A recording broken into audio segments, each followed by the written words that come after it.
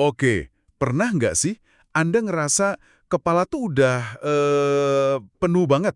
Kayak mau buka kotak masuk email pagi-pagi aja rasanya udah capek duluan gitu. Belum lagi notifikasi dari mana-mana, ya kan? Grup kerja, berita online, media sosial. Rasanya otak kita ini nggak ada jeda sama sekali dan makin susah buat fokus. Kalau Anda merasakan hal yang sama, berarti pembahasan kita hari ini pas banget.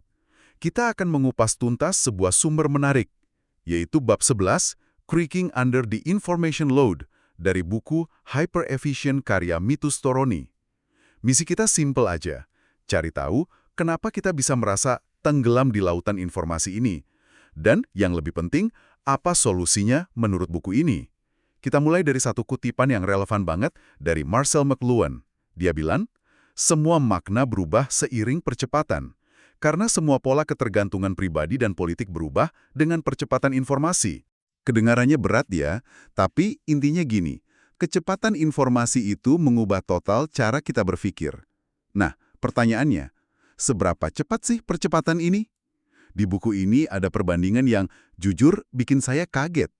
Di tahun 1880, seluruh Amerika Serikat itu ngirim sekitar 33 juta pesan telegram dalam setahun penuh. Coba tebak, berapa email yang dikirim di AS sekarang? Bukan per tahun loh, tapi per hari. Jumlahnya 10 miliar. Dari 33 juta setahun jadi 10 miliar sehari. Skalanya itu benar-benar gila. Dan ini bukan cuma soal volume, tapi juga yang disebut radius ledakan. Satu email bisa langsung ke ribuan orang. Seketika. Tepat sekali. Sumber ini pakai analogi yang bagus. Kita semua sekarang ini punya akses ke sebuah perpustakaan super raksasa, yaitu internet. Isinya, ya semua data yang pernah diproduksi manusia. Kedengarannya kan hebat ya, tapi ini justru menciptakan 3 masalah besar buat otak kita.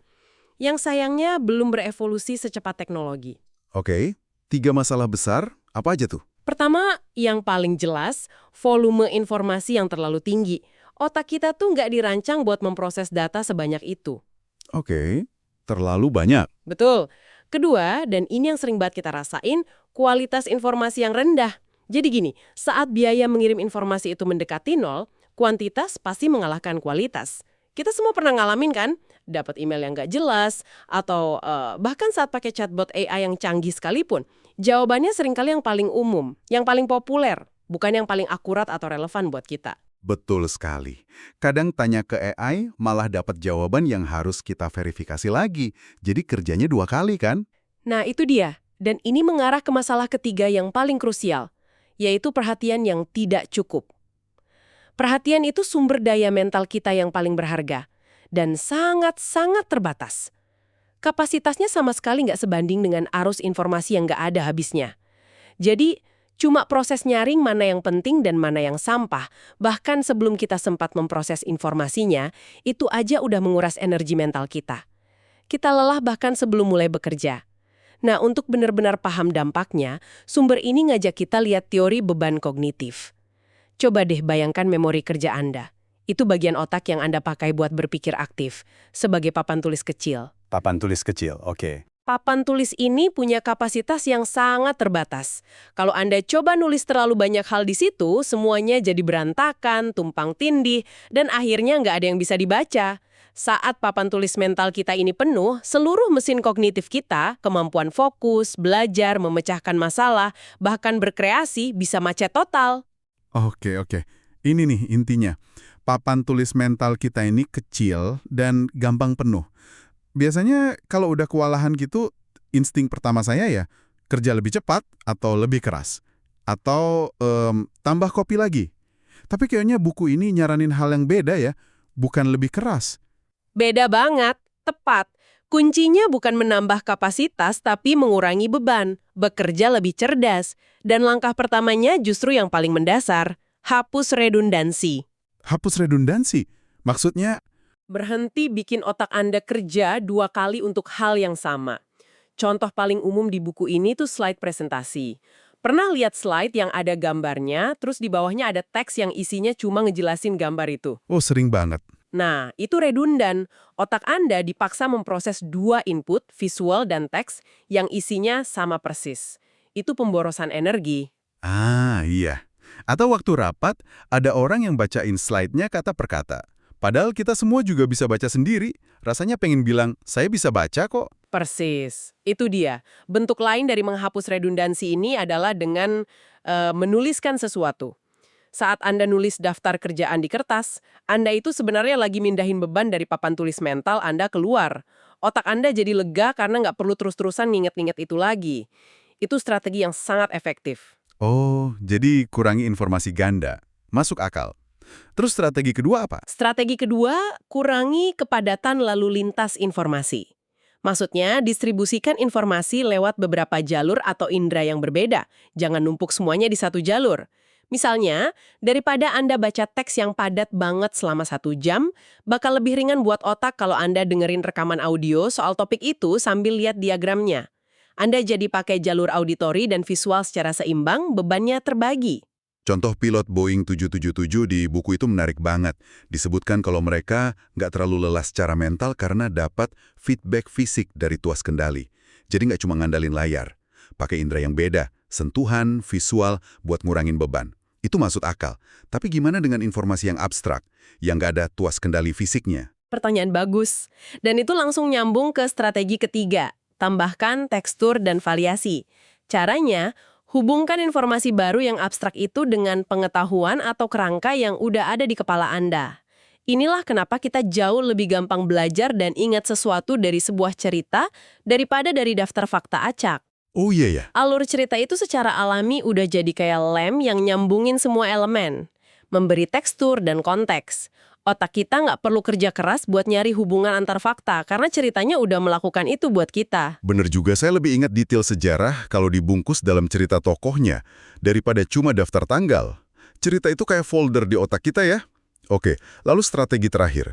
Ini yang paling bikin saya penasaran. Yang terakhir ini mungkin awalnya kedengeran agak aneh, longgarkan tujuan. Ini kan kayaknya berlawanan sama semua nasihat produktivitas yang pernah kita dengar, ya kan? Sebentar. Ini berlawanan dengan semua nasihat bisnis yang pernah saya dengar. Bukannya kita selalu diajarin buat punya tujuan yang smart, spesifik, terukur, dan seterusnya? Cari informasi sebanyak mungkin, itu kan sangat nggak spesifik. Kenapa otak kita justru lebih suka? Justru di situ kuncinya. Tujuan yang terlalu spesifik dan kaku itu bikin papan tulis mental kita harus terus-menerus ngecek. Ngecek. Iya, ngecek apakah kita masih di jalur yang benar. Aktivitas membandingkan progres dengan tujuan akhir ini makan sebagian kapasitas papan tulis kita. Buku ini ngasih contoh soal matematika. Soal pertama, sebuah mobil melaju dengan kecepatan X selama waktu Y. Berapa jarak yang telah ditempuh?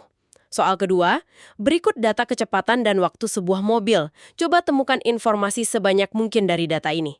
Secara matematis, jawabannya bisa sama. Tapi secara psikologis, soal kedua terasa jauh lebih ringan. Kenapa bisa gitu? Karena dengan tujuan yang lebih terbuka, otak kita merasa lebih bebas buat bermain dengan data. Nggak ada tekanan untuk mencapai satu jawaban spesifik.